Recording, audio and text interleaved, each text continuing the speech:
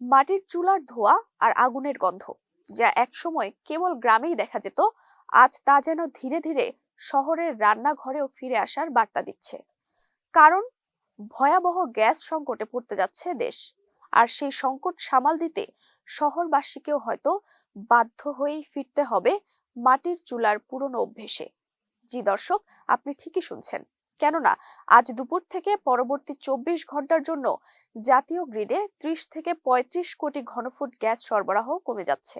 পেট্রোবাংলা জানিয়েছে, মার্কিন কোম্পানি এক্সিলারেটের একটি ভাসমান এলএনজি টার্মিনালের রক্ষণাবেক্ষণ কাজের কারণে সাময়িকভাবে গ্যাস সরবরাহ বন্ধ থাকবে। এর ফলে আজ সারা দেশই পড়তে পারে তীব্র গ্যাস সংকটে।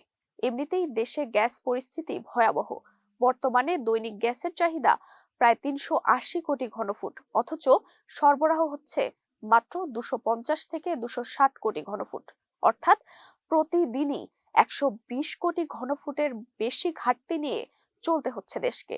এই ঘাটতি পূরণে আমদানিকৃত এলএনজির উপর নির্ভরতা বাড়লেও টার্মিনাল মেরামতের সময় সেই সরবরাহ কমে যাচ্ছে। এর সরাসরি প্রভাব পড়ছে তিতাস গ্যাসের আওতাভুক্ত এলাকাগুলোতে। বাসাবাড়িতে গ্যাসের চাপ আরো কমতে পারে। অনেক জায়গায় চুলা জ্বালানোই কঠিন হয়ে উঠেছে।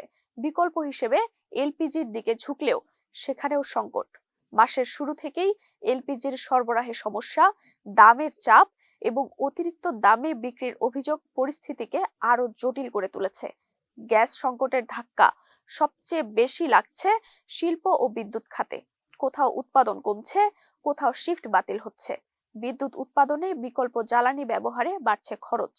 তিতাস গ্যাস কর্তৃপক্ষ বলছে, রক্ষণাবেক্ষণ শেষ হলে এলএনজি সরবরাহ ধীরে ধীরে স্বাভাবিক হবে। তবে চাহিদার তুলনায় ঘাটতি থাকায় পুরোপুরি স্বস্তি ফিরতে সময় লাগবে। আর ততদিনে শহরের রান্নাঘরে মাটির চুলা সত্যি কি ফিরে আসছে, সেই প্রশ্নই এখন ঘুরপাক খাচ্ছে সবার মনে।